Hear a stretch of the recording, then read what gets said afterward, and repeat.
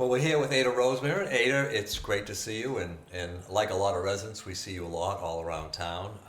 You've certainly been very active on the school committee, Milton Early Childhood Alliance, and a town meeting member for some 27 years.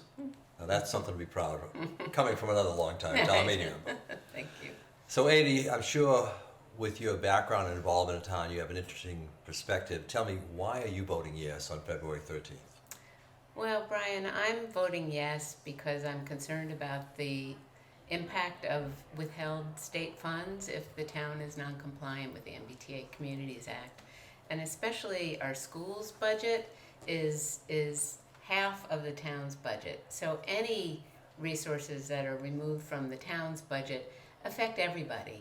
And we all know that our town budget is made up largely of residential property taxes, and it will turn into funds that the taxpayers will have to pay eventually if we lose those important state dollars. So you feel strongly that is a result potentially of voting no?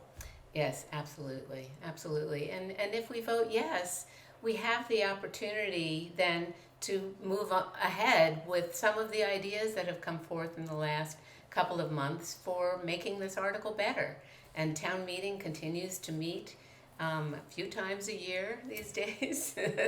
And we have the opportunity to hear amendments to the zoning and make it better. And I believe that it could be made better without causing a risk to the town of lost state funding and having the courts come in and draw our zoning for us.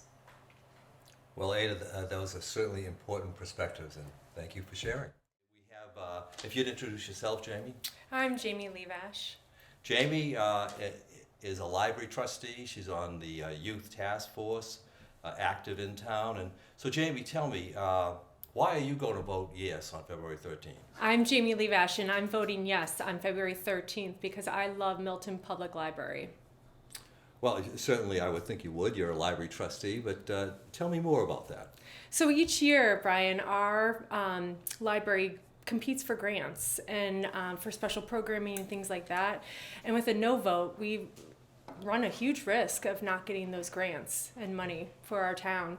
And for me, I'm a huge believer in having those grants and that money come in for us. Well, certainly that makes sense, and I think, as any Milton resident knows, the Milton Public Library is a very valuable resource. So I'm here with Sarah Lovely. Sarah, I sat with you recently at town meeting, so know you as a town meeting member.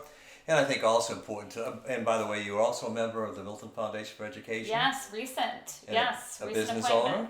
Business owner. I own my own college counseling company.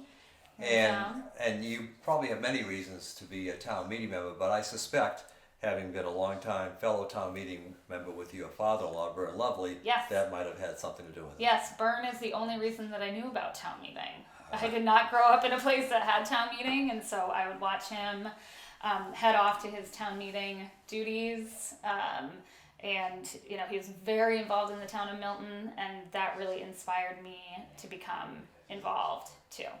He was not just very involved. Bern was a terrific man for the town of Milton. And the best father-in-law. Let me tell you. So with that perspective, at town meeting and the Milton Foundation for Education, Yeah. certainly as a business owner in town, tell me, why are you voting yes on February 13th? Yeah, so I do wear a lot of hats. So, I'm a parent. I have 4 little kids, and my final 2 will be in the Milton Public Schools starting in September.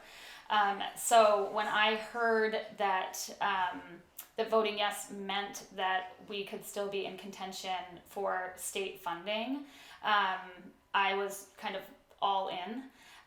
It's really important, I think, that Milton can get any funding that we possibly need for the students and the educators in our town. And as an educator myself, that's all I've ever done for the past 23 years. I really value public education in particular, and so anything that can support that, I am all in. And as I understand it, Sarah, you're not only a strong supporter of voting yes, but you have concerns of the impact of voting no. Yeah, I mean, honestly, Brian, anything that will take away even a penny of funding for our schools is, to me, unconscionable and unacceptable.